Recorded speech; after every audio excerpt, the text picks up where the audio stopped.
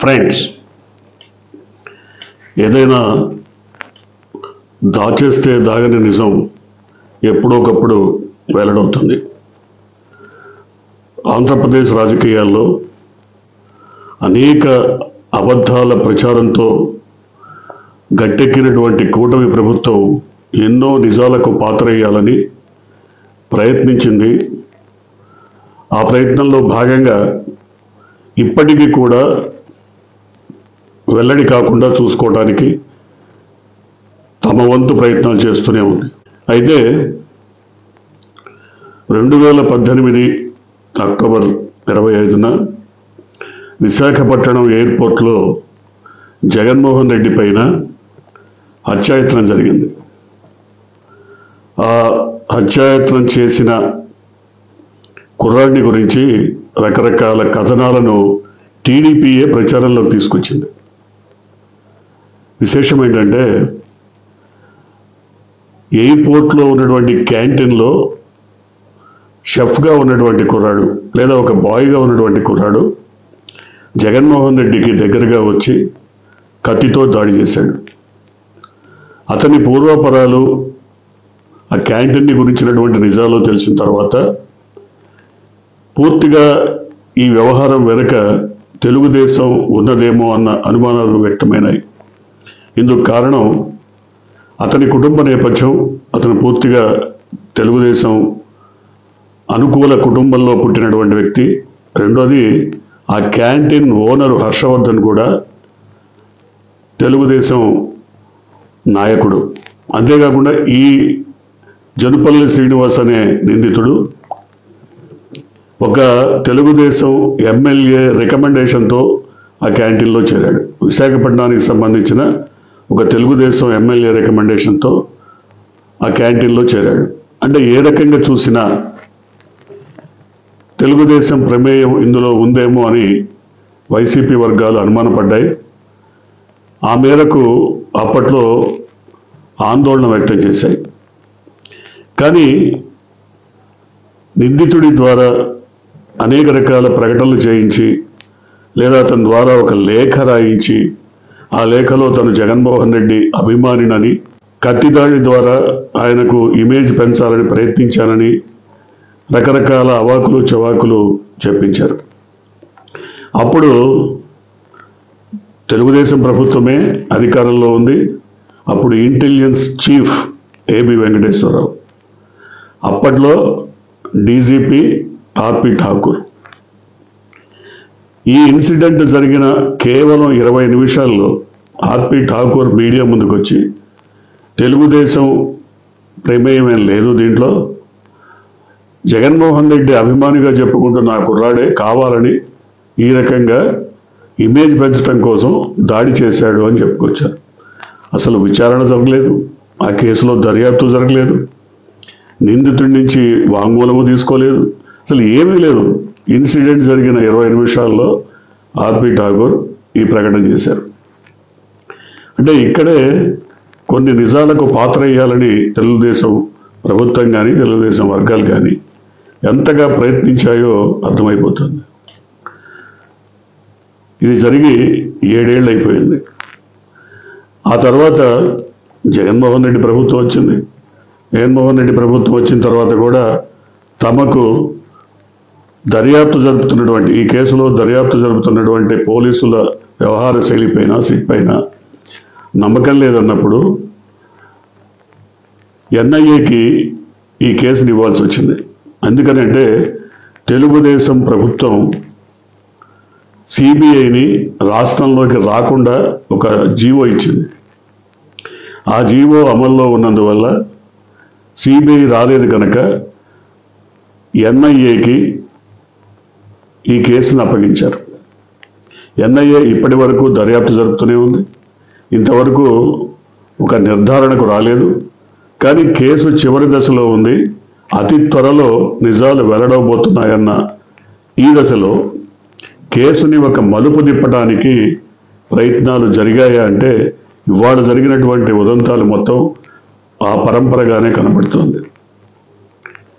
దాదాపుగా వైసీపీ ప్రభుత్వం అధికారంలో ఉన్న 5 ఏళ్ల పాటు అధికార బాధ్యతలకు పదవికి దూరంగా ఉన్నటువంటి ఏబి వెంకటేశ్వరరావు అనేక సందర్భాల్లో జగన్మోహన్ రెడ్డిని నీచాతి నీచంగా మాట్లాడారు.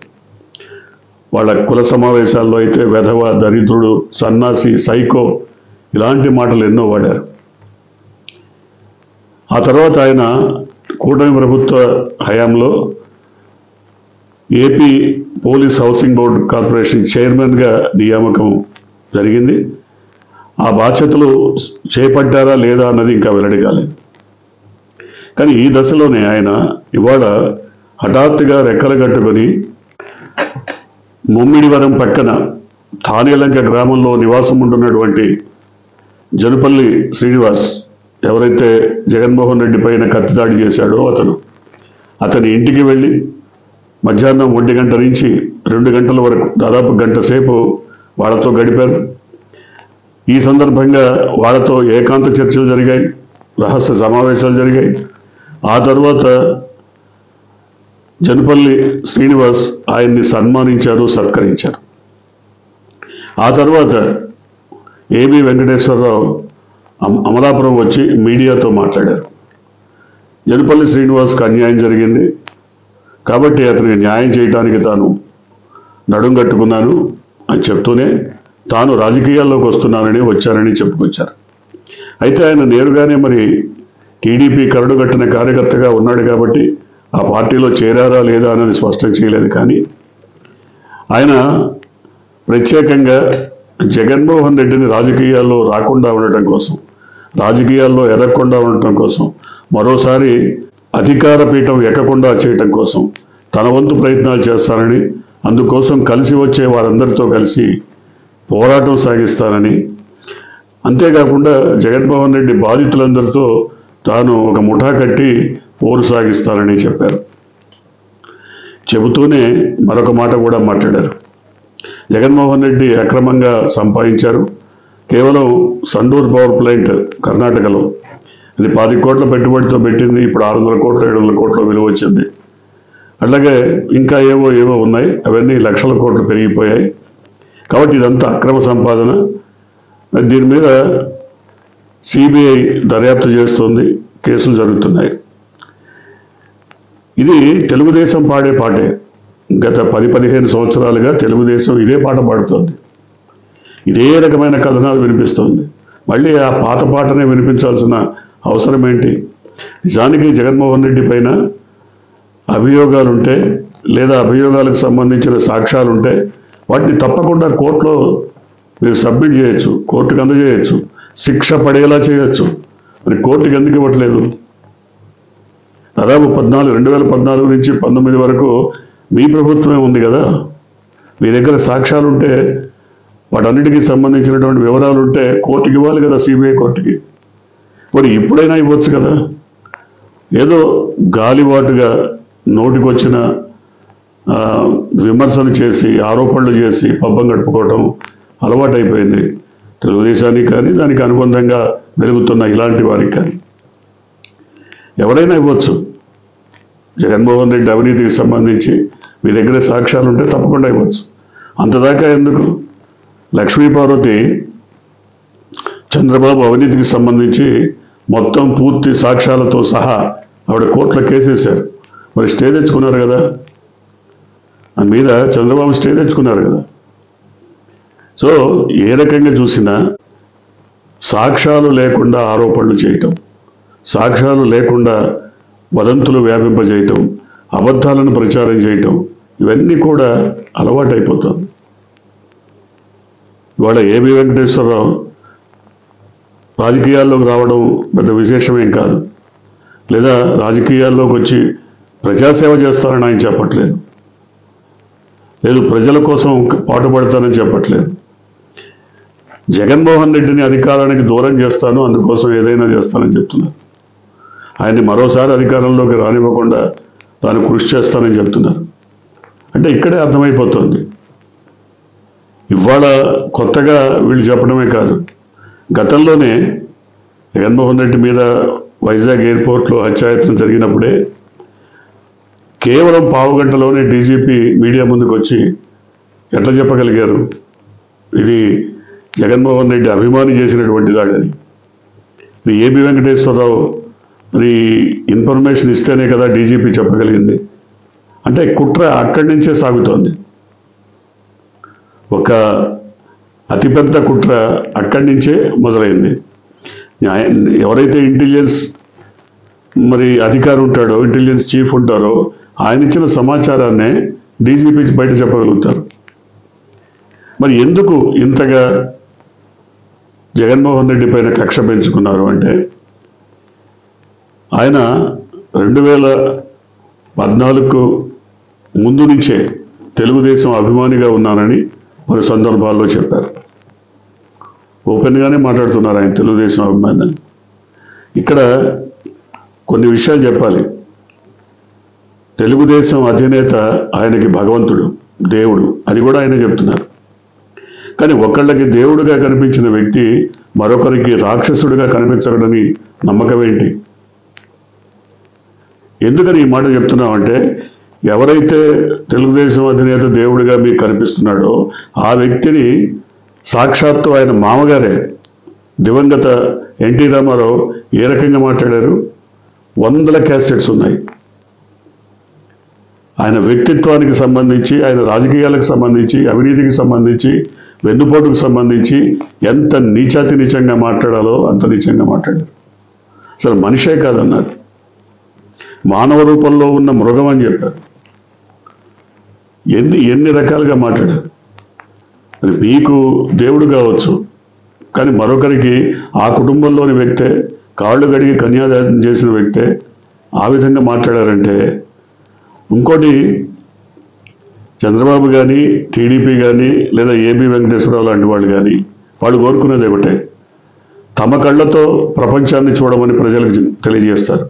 తమ పచ్చ కళ్ళతో అందరికీ పచ్చకామల రోగం వచ్చినట్టే చూడాలి, పచ్చపచ్చగానే కనపడాలి అని తమ కళ్ళతో లోకాన్ని చూడమని కోరుతారు. కానీ ఎవరికి వాళ్ళు సొంత దృష్టి ఉంటుంది, వాళ్ళ అభిప్రాయాలు ఉంటాయి, దానికి తగ్గట్టుగానే వాళ్ళు నడుచుకుంటారని అనుకోరు.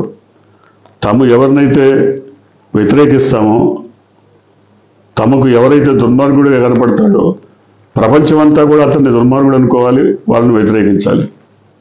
ఇదే వాళ్ళ నైజం. జగన్మోహన్ రెడ్డి విషయంలో కూడా ఈ రకంగానే వాళ్ళు మానసికంగా ప్రజల్ని సిద్ధం చేయడానికి ప్రయత్నాలు చేస్తున్నారు. ఇప్పుడు అదే జరుగుతోంది. ఏబి వెంకటేశ్వరరావు జనంలోకి వచ్చి ప్రజాసేవ చేస్తానంటలేదు, ప్రజా సమస్యలపైన పోరాడతానంటలేదు, లేదా ప్రభుత్వానికి వ్యతిరేకంగా పోరాడతానంటలేదు, ప్రభుత్వంలో పెండింగ్లో ఉన్నటువంటి సమస్యల మీద మరి అధికారుల దృష్టికి లేదా పెద్దల దృష్టికి తీసుకెళ్తానంటలేదు. జగన్మోహన్ రెడ్డిని అధికారంలోకి రానియకుండా కృషి చేస్తానంటున్నారు. ఆ మేరకు తన రాజకీయాలు ఉంటాయని చెప్తున్నారు. అందుకోసమే తన రాజకీయాల్లోకి వచ్చానని చెప్తున్నారు. ఇందుకు నాందిగా ఎన్ఐఏ దర్యాప్తు కీలకమైన దశలో ఉండగా ఏదో ఒక నిర్ణయం బయటపడుతుందని భావిస్తున్న సందర్భంలో ఒక నిందితుడి ఇంటికి వెళ్ళి అతన్ని పరామర్శించి అతని ద్వారా సన్మానం పొంది అతని కుటుంబ సభ్యులతోనూ అతనితోనూ రహస్య మంతనాలు జరిపి బయటికి వచ్చారు అంటేనే ఆయన వ్యక్తిత్వం, నైజం, ఆయన వెనక వెనుదన్నుగా ఉన్నటువంటి పార్టీ దివాలాకోరు రాజకీయం అర్థమైపోతుంది. ఇప్పటికైనా సరే ఇలాంటి చర్యల ద్వారా కొత్తగా ఏదో సాధించాలని అనుకుంటే అది భ్రమగానే మిగిలిపోతుంది. ఎందుకంటే ప్రజలకు అన్నీ అర్థమవుతున్నాయి. ఎవరు ఏమీ చెప్పాల్సిన పని లేదు, ఎవరో ఏదో అనలిస్టులు మాట్లాడాల్సిన పని కూడా లేదు. చాలామంది మేము వెళ్ళి ప్రజల్ని పలకరించినప్పుడు మాకంటే ఎక్కువగా వాళ్ళు అనేక రకాల అభిప్రాయాలను వ్యక్తం చేస్తున్నారు. అనేక కోణాల్లో రాజకీయ అభిప్రాయాలను వాళ్ళు మా ముందే ఉంచుతున్నారు. సో దీన్ని బట్టి అర్థమవుతుంది ఏంటంటే ప్రజల్లో అవగాహన పెరిగింది.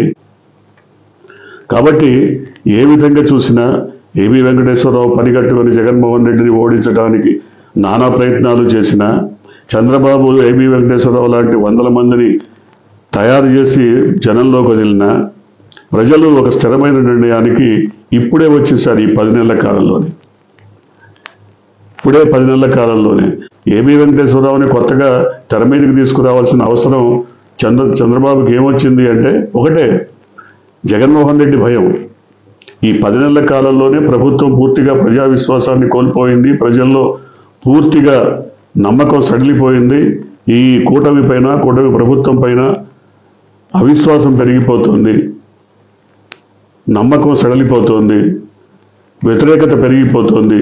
కాబట్టి జగన్మోహన్ రెడ్డి వైపు మళ్ళకుండా, ప్రజాభిమానం జగన్మోహన్ రెడ్డి వైపు పూర్తిగా మళ్ళకుండా అడ్డుకట్ట వేయడానికి ఏపీ వెంకటేశ్వరరావు లాంటి వాళ్ళని రంగంలోకి తీసుకొచ్చారు. ఇంకా చాలామంది వస్తారు. ఇంకా చాలామంది ఒకరొకరుగా రంగంలోకి వచ్చి వాళ్ళ ప్రయత్నం అంతా ఒకటే. ఇవాళ ఏపీ వెంకటేశ్వరరావు అయితే నేరుగానే చెప్పారు, నేను రాజకీయాల్లోకి వస్తున్నాను జగన్మోహన్ రెడ్డిని వ్యతిరేకించడం కోసం మాత్రమే అని స్పష్టంగా చెప్పేశారు. మిగతా వాళ్ళు కూడా అదే చెప్పబోతున్నారు. చూద్దాం ఏం జరగబోతుందో. మీరు కొత్తగా కనుక ఈ ఛానల్ ని చూస్తున్నట్టయితే, మీరు ఇప్పటివరకు మన ఛానల్ ని సబ్స్క్రైబ్ చేసుకున్నట్టయితే వెంటనే ఛానల్ ని సబ్స్క్రైబ్ చేయండి. వెంటనే వీడియోని లైక్ చేసి షేర్ చేయండి. బెల్ ఐకాన్ని